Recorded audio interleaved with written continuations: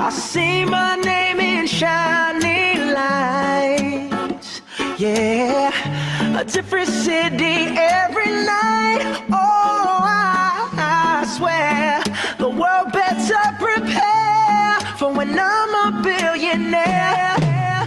It's time to get down to business on the weekend's #1 business program.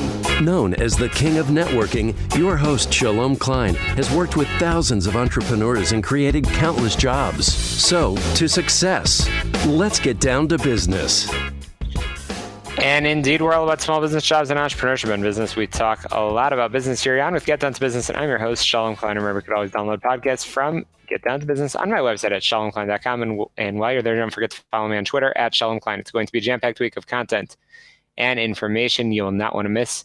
So let's jump right in and get started. I'm thrilled to be joined by the one and only Jennie Lopez, who is a coach, who is a truly an inspiration certainly in embodying the bring yourself to work in everything she does. She empowers diversity and engages employees and organizations to achieve new highs. Jennie's originally from Puerto Rico, moved to the U.S. to complete her master's degree in chemical engineering. Quite a bit of experience. We were just talking a little bit offline of some of the fun in Chicago and beyond, but I don't want to steal any of her thunder. Jennie Lopez, welcome to the program. Thank you so much for having me. Super excited. Absolutely. It is a pleasure. You recently wrote International Unicorn, which we are going to talk all about. But if you don't mind, tell our audience a little bit about yourself. Yes, of course. So you mentioned I'm from Puerto Rico. I would say I have the blessing to have two careers in parallel, one in fitness and dancing, being a professional dancer, NFL cheerleader, master trainer for the company Zumba. And then as a chemical engineer that you also mentioned, I've been in the corporate world for over 20 years and in the business, in manufacturing, and now I lead talent acquisition. But something I started a couple of years ago with my mission of really closing the representation gap, especially with the underrepresented talent out there, focusing on Latino communities specifically. And I do a lot of coaching, speaking, and that's one of the things that inspired me really of writing this book, Intentional Unicorn. Wow, amazing. That is awesome. So that's a great background. And I want to talk about that term, intentional unicorn. And what do you mean by it? And what prompted you to write this book? Absolutely. Believe it or not, the whole term started in a funny team building exercise that we did in a leadership program a couple of years ago. And I go in more detail in the book. It was quite a funny story.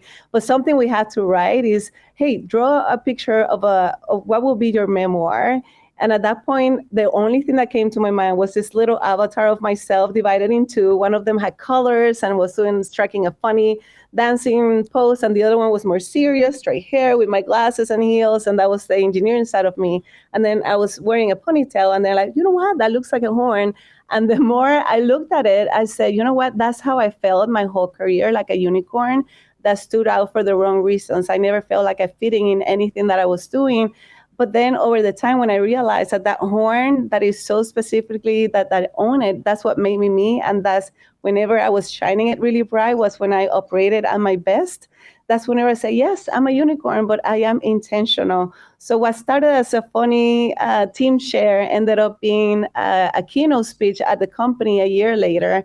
And I got a lot of feedback about, hey, that message really resonated with me. And I'm glad that leaders are talking about it. And something that I started thinking, how can I amplify the message, and ended up in a book. I love it. And again, I'm chatting with the Intentional Unicorn. And Jennie, again, a fascinating background in several different areas. And I know you were featured in a book called Hispanic Stars Rising, The New Faces of Power. And indeed, you are a strong advocate. You're heavily involved in coaching, speaking, podcasts, and so on. And your book has received many accolades indeed. So superpower, it's a word that you feature a lot in your book. When we think of superpowers, we often think of comic book heroes who are able to fight against evil. But you say that when people use their superpowers, they lead with authenticity, confidence, and purpose. What do you mean by that? Yes, so I love that you talked about the superheroes, because think about, Wonder Woman or Spider-Man and Superman. All of them have something very unique to them. And with that superpowers, whenever they can really do very well for this world. And think about you being a superhero. What's your superpower? So there may be a lot of things that we do well, but what are the one, two, maybe top three things that you do incredibly well? Because what you want to do is that you want to put a flashlight on those and continue to amplify them. So then you get well known for them. And that becomes a little bit of your personal branding. For example, if you go and talk to somebody and say all of the good things that you do, you dilute your message. But if I tell you, hey, my superpowers is my authenticity, my cross-functional leadership and strategy, then I continue to build on those. And that's how I can best serve, right, in the corporate world or in my business or in this world.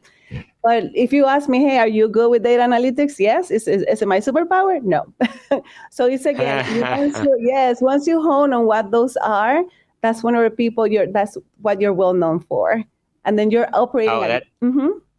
Yeah, that's awesome. Definitely, again, you're inspiring the future of superheroes, which is so cool. So I always love to make sure that our listeners walk away, especially this time of year when people are planning for the new calendar year, which is right around the corner.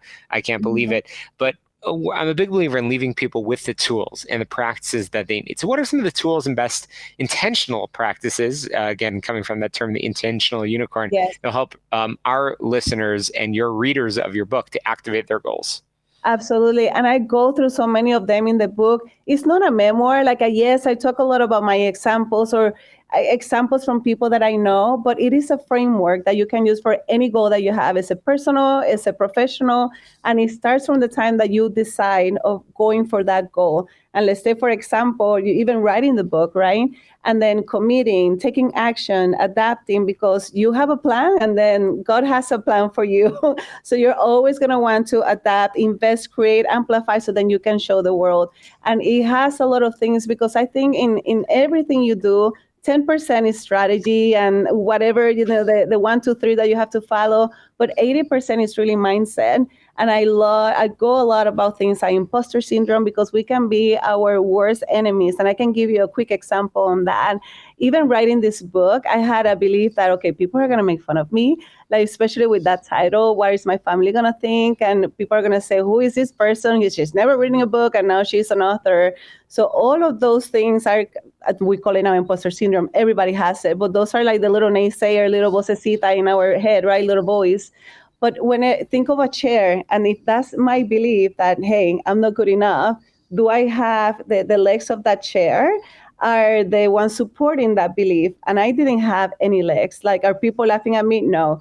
Do people think that I'm not a good speaker? No. Do people think that I'm not a good coach? No, actually the opposite. They like my coaching. So that chair did not stand. So boom, it collapsed.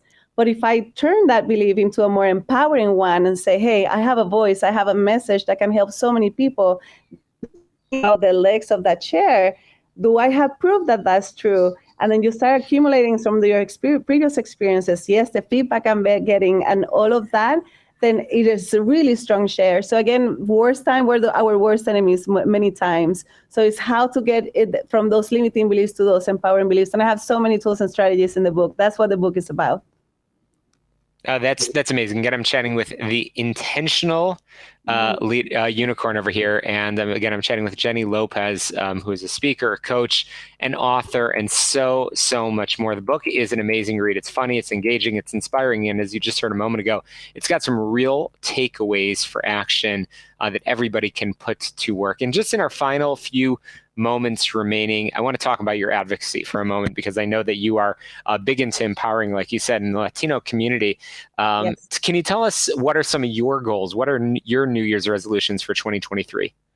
I want to continue to grow and amplify my message. Really, we have a lack of representation of Latinos out there. If you see the population, how it's going to look like just in a decade, it's going to be very different from what you see right now. And are we ready for it? No.